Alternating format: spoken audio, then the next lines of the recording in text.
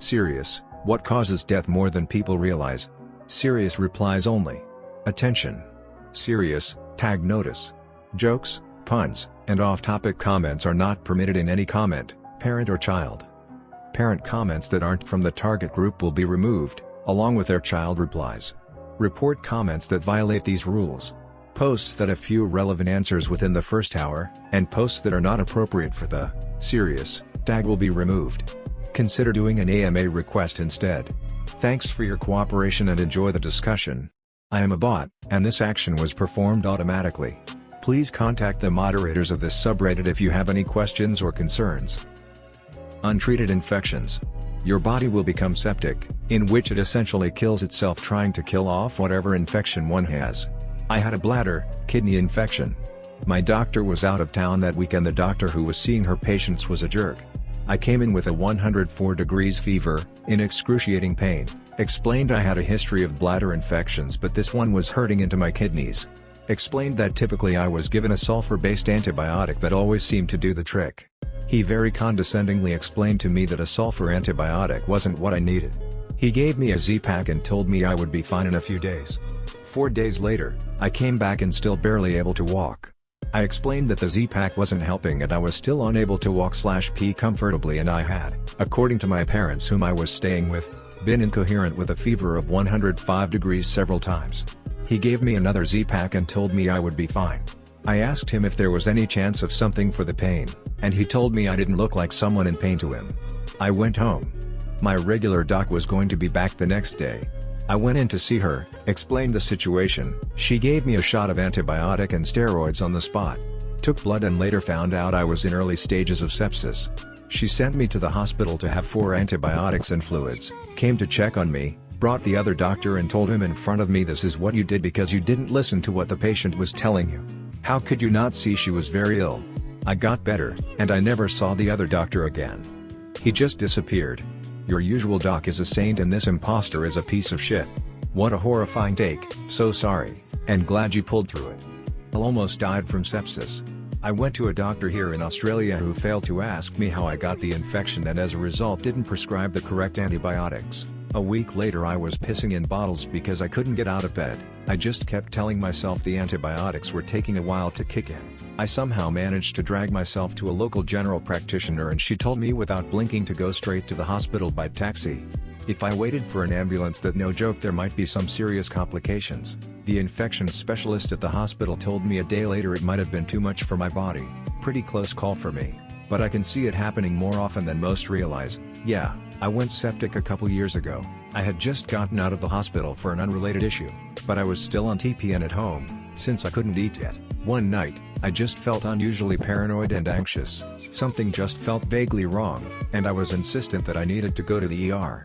Even though Elle assumed I was just having a panic attack, my doctor, my parents, my boyfriend, all tried to discourage me from going. Take some Ativan, breathe, meditate, etc. Yeah, I went septic a couple years ago. I had just gotten out of the hospital for an unrelated issue, but I was still on TPN, for nutrition, at home, since I couldn't eat yet. One night, I just felt unusually paranoid and anxious. Something just felt vaguely wrong, and I was insistent that I needed to go to the ER. Even though Elle assumed I was just having a panic attack, I had been in the hospital for over a month and it was pretty traumatic. My doctor, my parents, my boyfriend, all tried to discourage me from going. Take some Ativan, breathe, meditate, etc. but I don't know. Something in me was insistent about it. Turned out I got sepsis from the TP. I could hardly stay conscious the first couple days, it was miserable. It scares the fuck out of me now. Literally my only initial symptom was the paranoia and anxiety, and I never would have thought that was a symptom of sepsis. If I had not just been in the hospital, I also very highly doubt I would have gone to the ER, either. I would not have been willing to catch a massive medical bill over a likely panic attack if I hadn't already in the hole so bad from my hospitalization the week before. Tripping. On average around 17,000 people a year in the US die from injuries incurred after tripping and falling. So I didn't die, obviously, but I tripped on a curb and broke my ankle in such a way that the orthopedics doc compared it to a severe skiing injury. A curb. I'm a city attorney. I currently have a case where the city is being sued for someone breaking their foot from stepping off the curb at 2 a.m. and rolling their ankle. They want an unholy amount of money for it. Like WTF. In Ireland there's a lovely hiking trail called the Wicklow Way that goes through farmers' private land. There's no right to hike here unfortunately, so this is at the permission of the farmers. Someone fell on the trail and tried to sue the farmer for it. Not only is suing someone because you fell hiking on their land outrageous because tripping while hiking is a known risk, but they risked ruining hiking for everyone if they had won. In a similar vein, being drunk near large bodies of water and falling in. My husband is a first responder and we live in a coastal city. He said it's quite common for people to have too much to drink, wander over to the water's edge to take a piss, and fall in. If there's a big drop-off and no railing, once they start going over they're done for. The water is very cold here, especially lake water at any time of year or ocean water in winter, and if they're drunk enough to fall in the water in the first place, they're usually too drunk to self-rescue before the cold renders them unable to stay afloat or swim to safety. This one. I live in a city that has a river running through the Bar district. A few years ago, some idiot from out of town decided we must have a serial killer on the loose and made some viral post about how a body a week had been found in the river for the past couple months, and that couldn't possibly be a coincidence. My friends who don't live here kept sending that post to me and telling me to be careful of the serial killer. One was like, no. This is what happens when tens of thousands of people get drunk by a river every night, and when it is a city people come to for that sort of thing, it will happen with some regularity at times. And yeah, the police eventually had to go on the news and debunk this shit. That's when we found out all the bodies had signs of intoxication. Edit, you all are welcome to keep guessing, but I'm not saying where I live.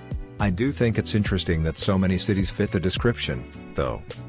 When I was about 10, I slipped in the shower and while trying to catch myself I ended up putting my knee through the side of the fiberglass tub. When I was finished falling, I pulled my knee out of the side of the tub and there was blood everywhere. The sharp edges of the hole L made in the side of the tub tore several layers of skin off of my knee. I can remember listening to my parents argue over whether or not I needed stitches, and mom's quote was, "Stitches? With what skin? If they stitch her up she'll be 2 inches shorter." Meanwhile I'm crying on the floor because I thought I was going to get in trouble for breaking the tub. Lol. Long story short, true to my childhood, I proceeded to have no medical attention whatsoever. But I wasn't in trouble for breaking the tub. I have a scar in the shape of Australia now, and it doesn't grow hair. I'm so sorry that you endured a childhood without medical attention, but with what skin? She'll be 2 inches shorter. Fucking lol. I'm like this, I can't help it. I get talking to doctors and next thing I'm making a joke about the injury.